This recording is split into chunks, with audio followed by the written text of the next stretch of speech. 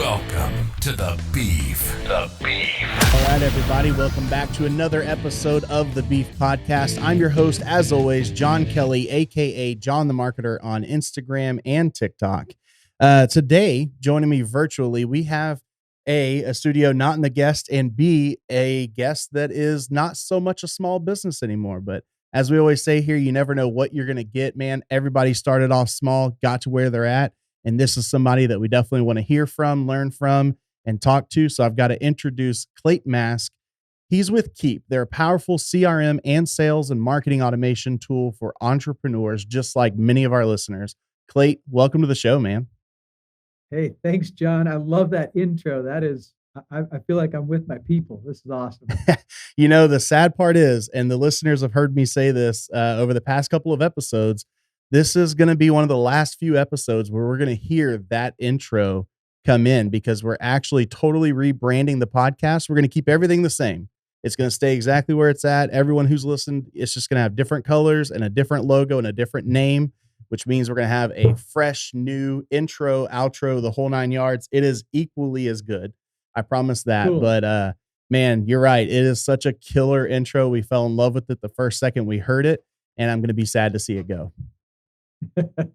I love it. Well, I told you, before we started this show off here, we always start out with an icebreaker question just to kind of get things flowing. So today's icebreaker is, what is your favorite local restaurant? Oh, we've got a little Mexican food place right about a mile and a half away from my house called Boca Taqueria. And I love it. It's amazing. So we probably go there at least once a week. It's pretty awesome. Yeah, I'm from Texas, so this is the taqueria capital of the world, I think. Minus where they do it authentically, but this is the Tex-Mex capital and Tex-Mex taqueria of the world. So I can appreciate that. Right.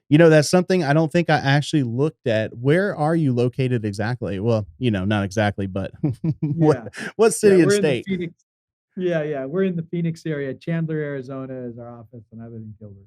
Okay. Yeah. So I'm sure, being a border state, you probably have some good, legit Mexican food. It's not like going to New York or Boston and trying to find Mexican food up there.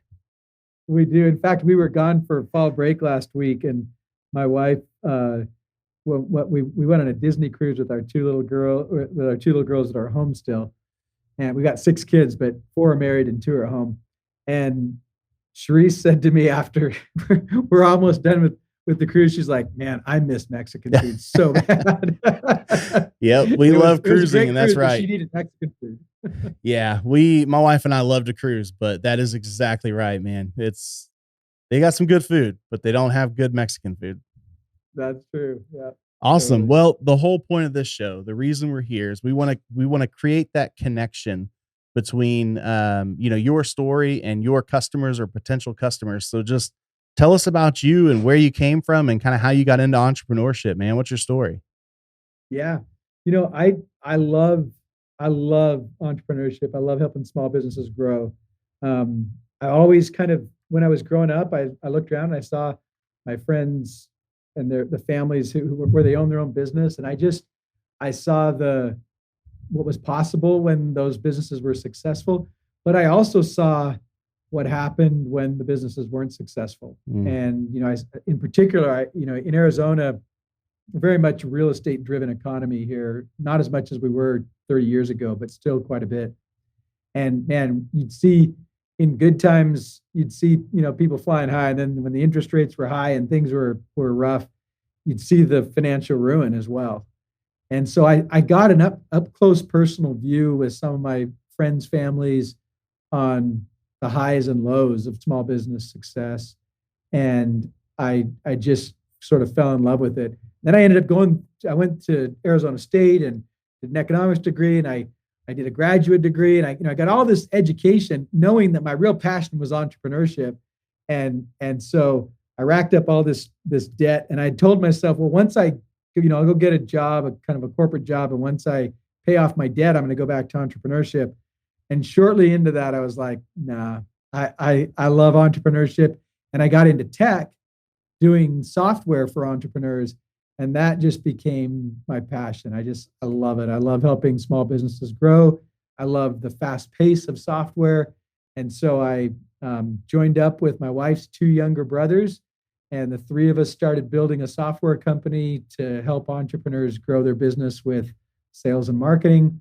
And that was 20 years ago. And here we are today. We've got, hundreds of employees and a couple 100,000 people that use our software, but they're all entrepreneurs. That's who we serve. We serve businesses with generally 1 to 25 employees.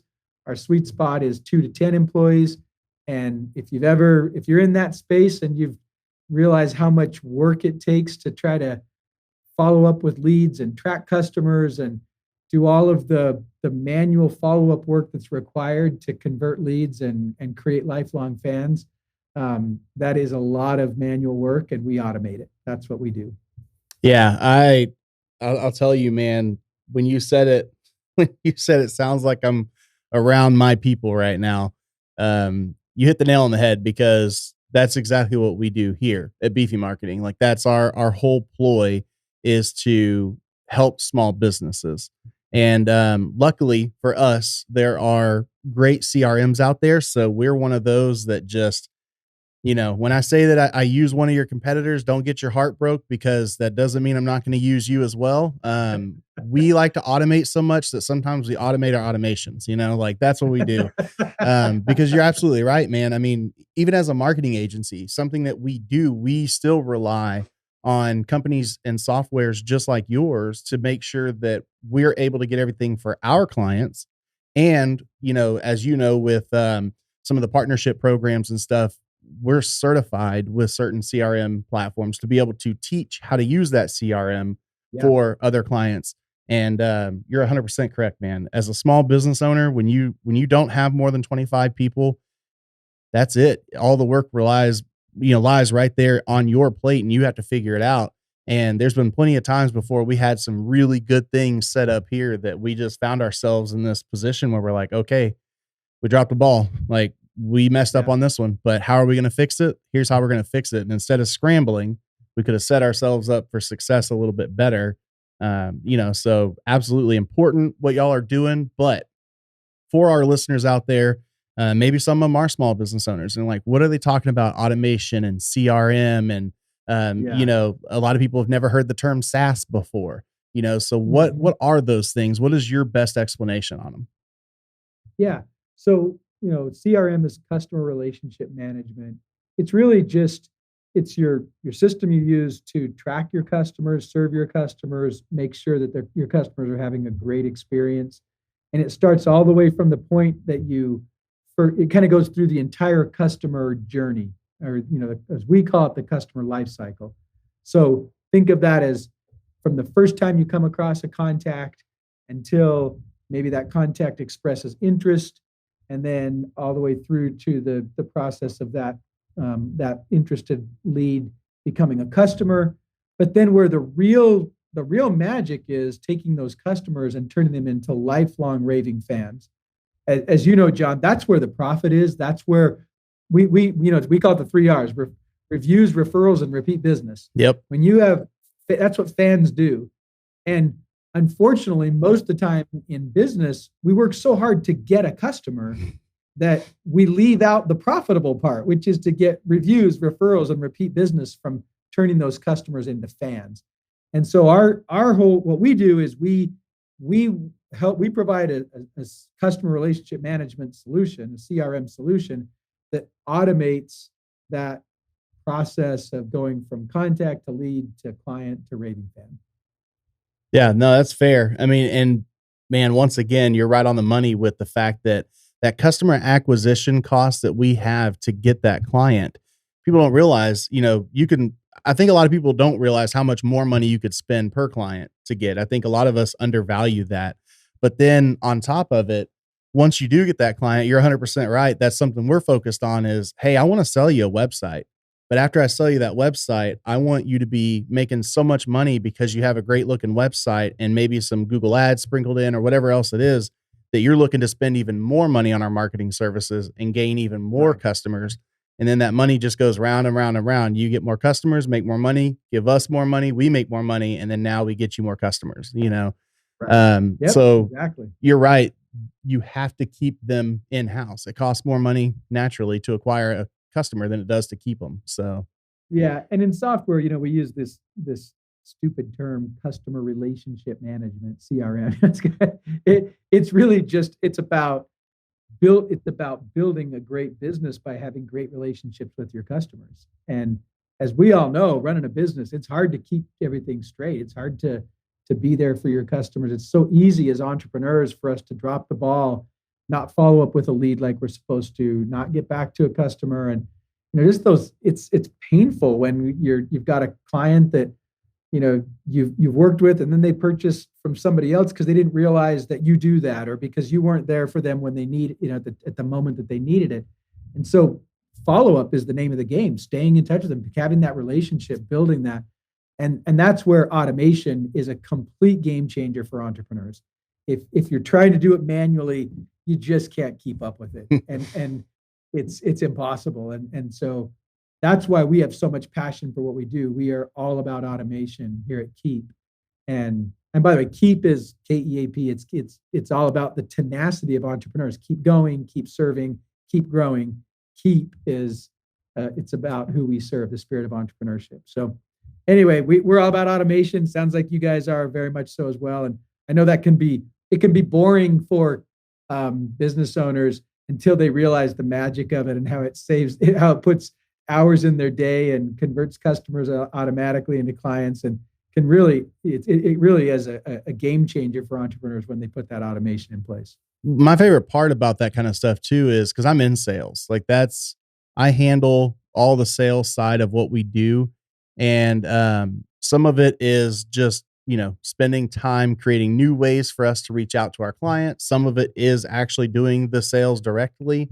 And the big thing is it's a lot of work, not just the money side of it, but it's a lot of actual labor, which, can be fun labor because we don't market in your traditional, like knock, knock, knock. Hey, here we are to come sell you a good website. Usually we're having a few beers when we're talking, or, this podcast has been very fruitful for us too, because people come on and like, man, this is amazing what y'all do. Like, what else do you have? And all that stuff. So it's so much work that it's a lot nicer when you have those automations set up and clients are receiving emails and check-ins and all these things you don't have to do. And then they're coming to you saying, oh, hey, I'm ready for you to sell me something else now. Exactly. It kind of reverses that, and you don't have to do all the work anymore. That's right. I remember early on when we first started to get into this world of marketing automation and providing this for our customers, we learned from some really smart direct response marketers. And I remember early on one of them saying, if you do sales the normal way, you're always viewed as the unwelcome pest. But if you flip it and you put marketing to work for you, then you become the welcome guest at the time that it's right for you. And so that transition from unwanted pest to welcome guest is what happens when you are nurturing your prospect with automated follow-up. You're not spending your time doing it. The customer's not getting annoyed, but they're beginning to know, like, and trust you. And so when the time's right, they come to you. And if you're the business owner or the salesperson on the other side of that, that's why I say it's a game changer, because not only does it save you time, but now you're viewed as the expert and the authority talking with someone that's predisposed to work with you versus trying to chase them down and sell them something. It's just a completely different, situation. And that's what's really fun and magical when you see that happen for your customers. And I'm sure that's what you get excited about when you see it for clients. 100%. Relational marketing is a lot better for me because I don't think I could do this job if I had to knock door to door and walk in. And there's like 2 salesmen on TikTok that I can tell you about that I actually enjoy their sales pitch and wish they would come door to door. Every other one, I try to be as nice and respectful as possible because I respect the hustle and I know the game. But man, most of the time, a door-to-door salesman, whether it's commercial or at home, is just annoying. They're there at the wrong time. They're a pain in the ass. Like, you just don't want to deal with it. And it sucks to feel that way. But you're right. When you create that relationship, one of the coolest things I've ever seen is when you have someone that you've created that relationship with, you weren't successful with the sale either because they're just not ready yet, or they're not the ideal client for you, or you're not the ideal vendor for them. And then Right. they refer you someone else and send their Right. friends or coworkers or, other agencies that they work with and say, hey, you got to go talk to these guys and gals down here and what they're doing. And it's like, but you didn't even buy anything. You just know what we Right. do, like what we do, and like us. And that's magic. Yeah, totally. And I think that relational marketing, the way you're describing it, it produces so much fruit when you do it that way. And I think you can, when you describe it like that, I'm sure everybody listening is like, oh yeah, totally, that makes total sense. But then you ask business owners, hey, how do you do in following up with your prospects and customers? And it's always like, ugh, not so great. 100%. And it's not because people don't know, like they hear that story and they're like, oh yeah, totally. If I just followed up more effectively, I could build this relationship. But what I've found, and over the last 20 years, as I've talked to audiences all over the world, I'll ask entrepreneurs, well, why don't you follow up more effectively? You know it's going to drive better results for you. And I'll always say something around one of these three things. I don't have enough time. I don't have a system to do it. And I don't know what to say. I don't know what I should do in the follow-up. I don't really, and the know what to say, it really comes down to, I don't want to be that pest. I don't want to be that person that's knocking on the door saying, hey, are you ready? Are you ready? But when you turn it into a relationship and you're just giving them and you're giving value, you're giving information, then you solve that don't know what to say. Then it comes down to, I need a system and I need it to save me the time. So I'm not having to put it in myself. No, very fair. Very fair. So I know, this is probably a tough question. It puts you on the spot. Obviously, we all know there's competitors for everything. It doesn't matter what you do, what you think you invented, or anything else. Someone out there has reinvented the wheel a million times. But Right. why Keap? Why not choose one of your competitors? And I don't mean this to like set you up to talk negatively, because I know you won't about your competitor. No. I mean this to say, what sets Keap apart? Yeah. Three things, and they all revolve around the fact we serve entrepreneurs. So number one, it's automation. We are all about automation. And there's lots of different tools out there and they do different things. They have different strengths. Our strength is automation. It's what we started. It's what we do. We're about automation, number one. Number two, we recognize that the platform, the tool is just a tool. You need the full solution, the full support. So we bring to you a strategy, which we call lifecycle automation. We bring to you the support of an amazing community with partners and all of our employees. And if necessary, we'll even provide some of those services that you need. Because let's face it, not everybody wants to write emails and build landing pages and do all that stuff. 99% of that is done by our partner community, maybe 95%. We do a small amount of that just where customers aren't getting matched up with a partner, and so we'll provide that. But in other words, it's about the solution, not just a software. And that's the second thing. And then the third thing is a lot of our competitors will do a piece of what we do, but because we serve small businesses, we do sales and marketing automation. It's leads, it's sales, it's payments, it's appointments, it's everything that you need in one platform to help you grow your business. And a lot of times, if you move upstream to serve a bigger business, you can't take on some of those things. Or if you do, the price becomes very prohibitive for a small business. If you are more of a downstream competitor from us, you might pick off one little piece of it. Maybe you just do a little bit of the email marketing automation. But our customers need to be able to collect payments. They need to be able to transact orders. They need to be able to do subscriptions and recurring billing. They need to be able to track leads and not just do the marketing aspect of it, but track them through a pipeline. So it's a more holistic solution. And so I'd say the three major differentiators are: number one, automation; number two, the solution, which includes the services and the strategy; and number three, a more end-to-end solution than what you'd find a lot of times with marketing automation.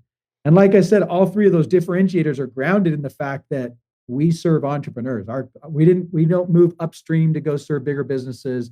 We're not serving brand new businesses that just started yesterday. You've got a real business. You've got real challenges following up with prospects and customers. And we know that game like nobody else, and we help you follow up to serve them better. I can speak to how important that is as far as your ideal client. There's been clients that we've broken up with. There's been clients that we have just said, hey, you know what? I don't think that you're a great fit for what we have to offer. Maybe here's a competitor or a partner agency, someone else that can help you better. You have to match. It's like dating. If you're doing customer service right, it's like dating. You should hear from each other every now and then, and you should know what's going on in each other's lives and make sure that you fit well together. So you're 100% right. There are a ton of CRM platforms out there. And again, not speaking disparagingly on any of them, because, they're all great for what they're great for. But some of them are built for those larger companies. And that comes with, as you said, a much larger budget. And it also comes with tools that just don't function exactly how you need. I mean, that's something we have personally found we have one of the reasons we utilize multiple CRMs is because it's like, well, this one has a great pipeline feature. So we use that so that we can track where we're at in the sales process. Like you said, the life cycle of this client. And then it's like, but this one has better automation on this side of, emails, and it has the templates built in, and it has this. And it's like, but this one offers direct mailer campaigns, and that's pretty nice too. And, so we can just easily automate that. And it's like, I don't want to have to piece that stuff together. And some of those things may be built for a company larger than like you said, that entrepreneur that's out there in the office every single day with his 10, 12, 14 employees. And then that's it. They have to figure it out. And it's like, well, don't have time because I'm doing things. That's the whole reason I'm here, because the CEO didn't have time. He was like, I'm tired of doing sales stuff. I can't do it anymore. I don't have the time to do it. So I can't make more money because I can't make more sales because I can't focus on being a CEO. I'm having to focus on running these sales across.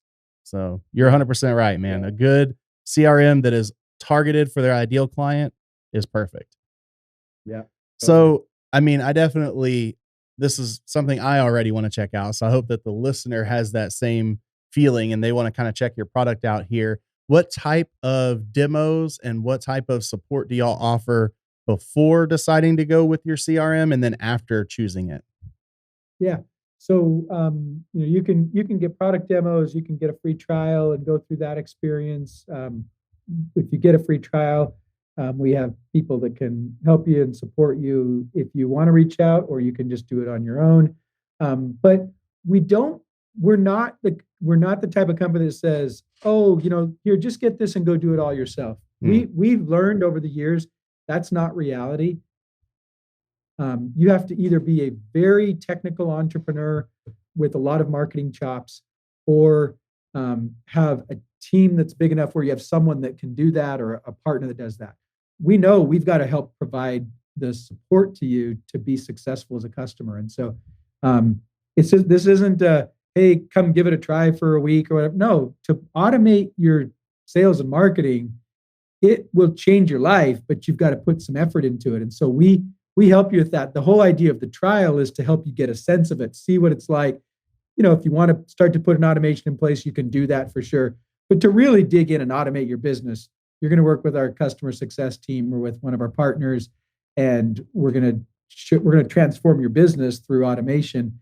And so you can talk through some sales process, you can go through free trials, but to do it the right way, you're going to spend some time with our team or our partners so that you can get the life-changing benefits of automation. Yeah, and it's a worthwhile investment of time, because it's the last bit of time you're going to have to spend and quote unquote waste before you have so much more free time. I can definitely attest to that. And by the way, we didn't. That's one of the things that is evidence of the fact that we're so focused on automation. There's a lot of tools out there where you can get a little taste or a little try of something, but we did that there was a season where we did that, and we were like, you know what, that doesn't actually create the life-changing impact for our customers that we're after. It's when they really do the automation and put that, they can actually set it and forget it. But doing the work to set it is work. And for a while, and I think some of our competitors out there want to make it seem like it's not work. And I'm here to say it's work, but it's so worth it.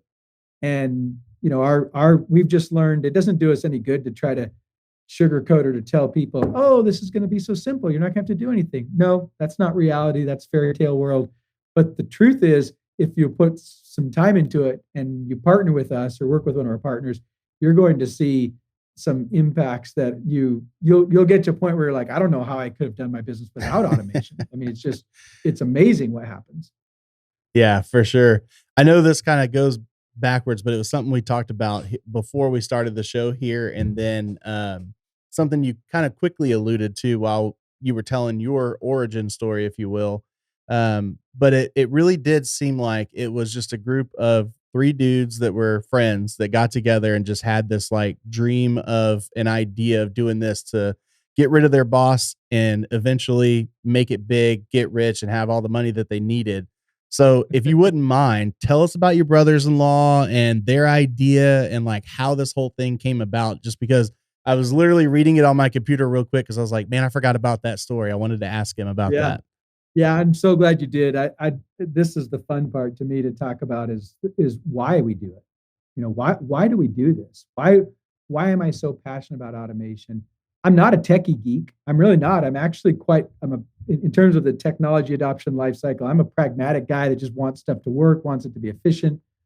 I'm not a programmer. I love efficiency. I love small business growth. And I love making small businesses successful.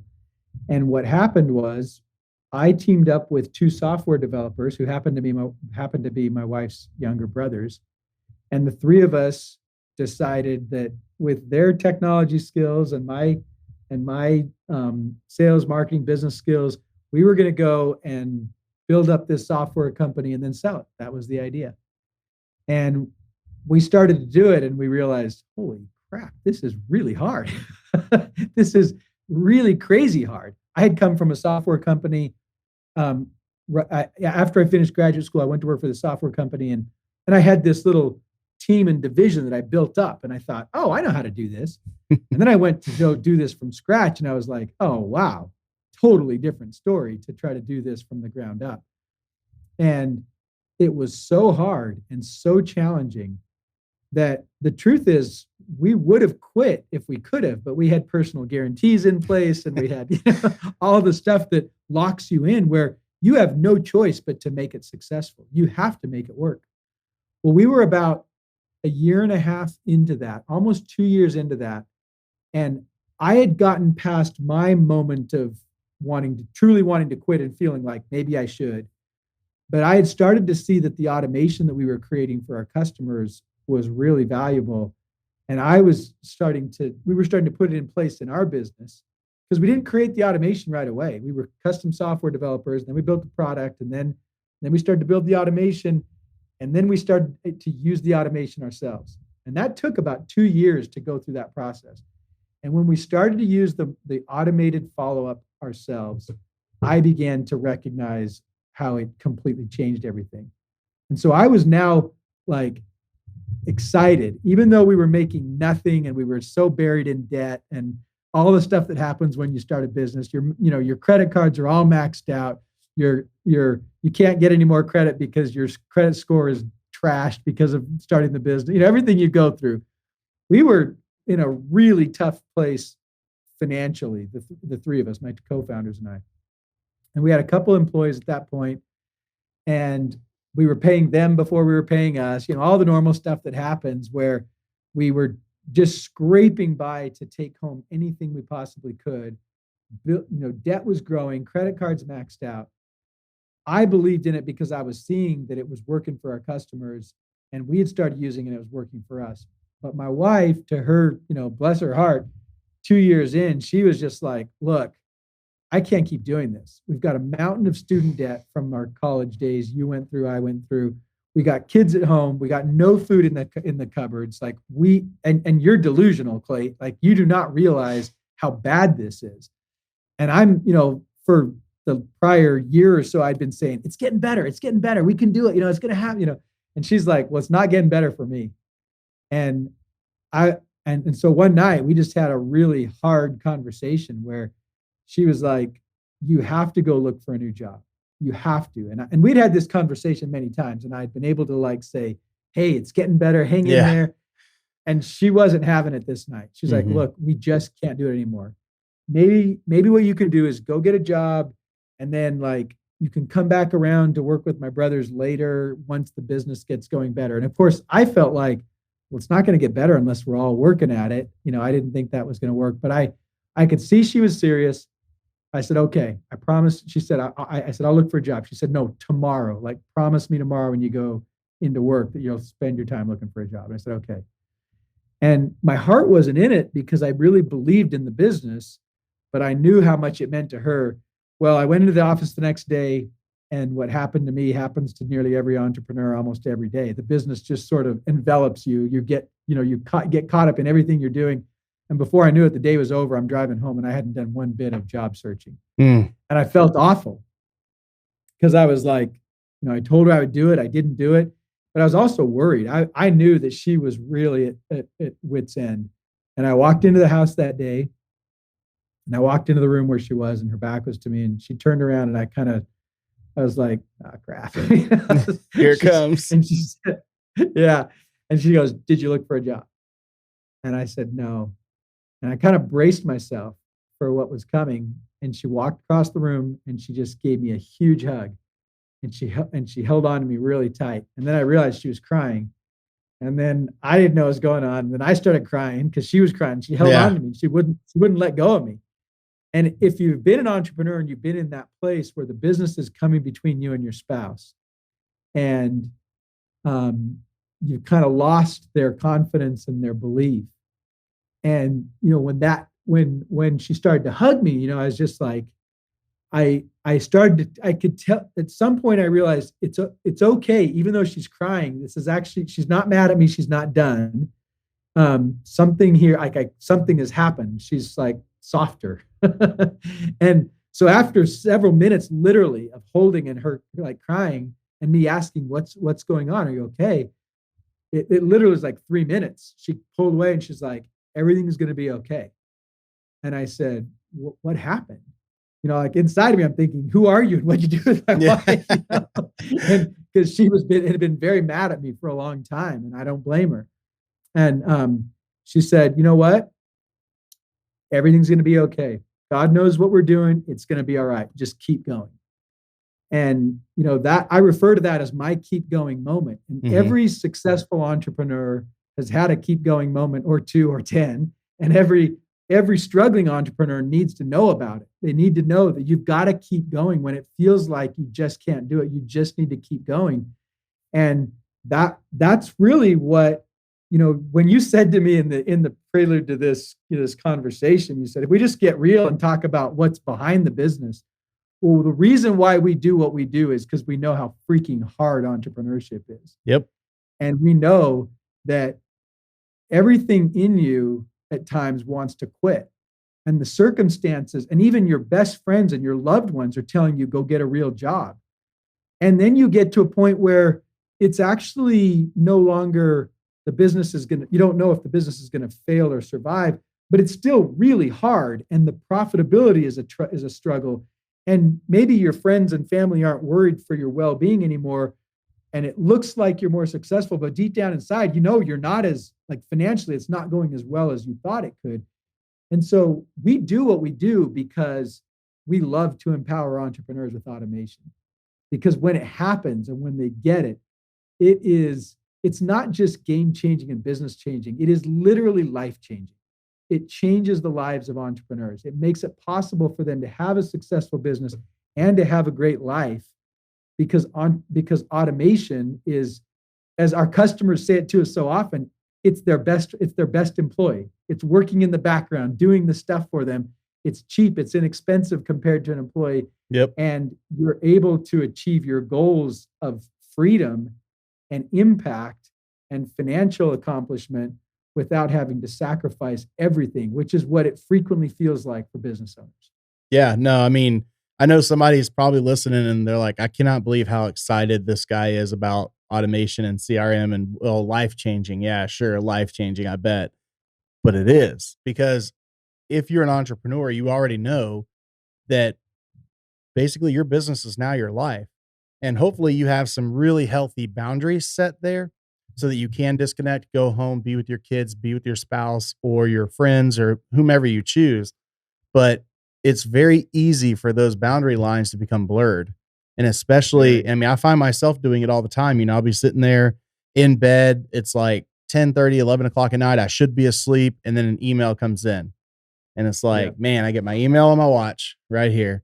And I see that. And then it triggers me to pick up my phone, read the full email, see what it was about.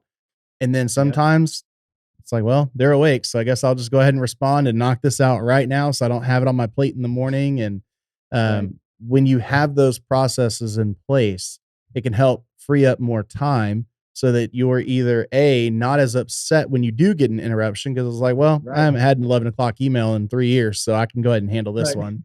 Or B, it's like it takes away that problem that you're having at home, because you're 100% right. Everybody's got the story. I mean, my wife, she's a pretty strong-willed woman, so she just has to give me a look sometimes. And I'm like, all right, I'm gonna let you have that one because you're right. So, yes, honey. All right, dear. And we've definitely had those times where it's like, well, the company needs me. And then it's like, well, your 13-year-old has a football game today. So choose the company or choose your family. Which one is it? And it's like, Jesus, you don't have to lay it on me that hard. Like, I get it, So you're 100% right, man. It's just, it really is life-changing. And I guess sometimes you can probably only understand that if you are an entrepreneur yourself. So that's right. That's exactly what it is. You can't, people hear that story, or they hear other people's story, and if they haven't been through it, you can't get it. And I don't fault them. You don't understand it, but when your identity is wrapped up in your business, your finances are wrapped up in the business, your relationships are wrapped up in the business, everything is on the line. The pressure and the not to mention, by the way, the thrill and excitement and draw of the business that gets you wanting to do more. It's all sides of it. It becomes so challenging to draw those lines and the boundaries, like you said. And if you don't have automation working for you in the background, there's a certain amount of anxiety that's just always there, because there's things that have to be taken care of. And so you said it really well when you said, hey, if I've got automation that takes care of a bunch of it, when that little piece of anxiety pops up, it doesn't hit you quite as heavily as it does. Yep. And so whether you call that, whether that anxiety shows up in the form of an 11 p.m. email, or a customer that has an issue during the middle of the day that wasn't attended to the way it should have been, or a sale that you lost that you would have had, the anxiety shows up in all sorts of ways. But if you automate, you can calm down that baseline level of anxiety that, let's face it, comes with running your own business. And you can start to have space to create and to do things that bring you a ton of satisfaction as an entrepreneur. Because we all got in it for freedom. And then we realized, oh, holy crap, I've got customers, employees, bills, right? I got all this stuff. Where's the freedom? Right? If there's one reoccurring story that happens every podcast, that's the one right there. It's like, I wanted to become an entrepreneur because I wanted to be able to just, screw around all the time and not have to do anything and not have to work so hard and have a bunch of free time and make a bunch of money. And it's like, then I got into it and realized you're broke and you have to work all the time to be broke. And but again, it goes back to that first thing we started talking about. It's not having a boss. I mean, you still do, because your client's the boss now, but it's like, I'm the one who gets to direct the way that we go. And that is truly great. So that's one thing I love about entrepreneurship, and that you can take on all the challenges, and that's one thing you always get is, hey, ultimately you get to make the call and you get to live with the upside and the downside of it. Yep. No, you're 100% right. So I was just going to ask, we talked all about the business and all about you and everything else. Just for our listeners out there, what is the best way for them to connect with you? I'm sure your answer is going to be keap.com. Go there, check out the product, connect with the team, and see if they can get started. But is there any other way you want them to get in touch with you besides that? And of course, not just you specifically, but Keap. Yeah, sure. Keap.com, Keap.com. that's definitely the best way. I'm very open, email clate@keap.com, easy to get in touch with me that way. I'm somewhat active on social. Facebook is, to a certain extent. I'm envious of you being so effective on TikTok already. That's impressive. Good work. That's really great. My main thing is Facebook, but really I love to be personal with people in person, and that's email is one of the easy ways to do that. So that's another way. Heck yeah, man. Well, I think we're kind of running a little bit low on time, not for the podcast, but I know you're a busy man. You got a lot of stuff to do. But I just wanted to quickly mention and see if this is something you wanted to just kind of throw out there to other people. You are truly in this for small businesses. So I believe y'all have kind of like your own podcast network. Mm-hmm. There you go. So if you want to plug that real quick and then just let people know where they can go and get some awesome tips for small business owners, much like our shows we have here. All the resources on our website is really the best place to go. We've got everything. We've got a Keap Academy that teaches and trains on everything from lifecycle automation to independent of our software. We've got all kinds of resources there, blogs, podcasts. That's the best place to go to see everything. But yeah, it's to me, educating entrepreneurs is one of the most fun things to do, and I love that you're doing it. Like I said, your intro just speaks to me perfectly. I love it. I think it's so fantastic. And if your listeners want to learn more, keap.com, and they can see all the different resources we have there. Heck yeah, man. We'll definitely encourage them to do so. And Clate, thank you so much for being on the show and taking your time today. Like I said, I know how it is. I'm fighting the same battle. I'm like, I've got 600 projects to do over here, but I have a podcast scheduled. I got to knock it out. So I'm going to get back to my projects, let you get back to yours, and just thank you again for being a part of the show. All right. You bet. Thanks, John. Yes, Appreciate sir. all you're doing. Listeners, once again, thank you for tuning in to another episode of the Beef Podcast. I can't thank you enough because it's your listening, your sharing, and you're taking part in the stories that you hear just like this that will one day make these small businesses no longer small businesses. And that's the story that we're looking to hear. So thank you for tuning in every single week for a new episode of the Beef Podcast. We'll listen to you and see you on the next one. And until then, as always, stay beefy, my friends. You've been listening to The Beef. Thanks for listening. Make sure to like, rate, and review. We hope you've gotten some useful and practical information that you can use. And we'll be back soon. But in the meantime, follow us on social media.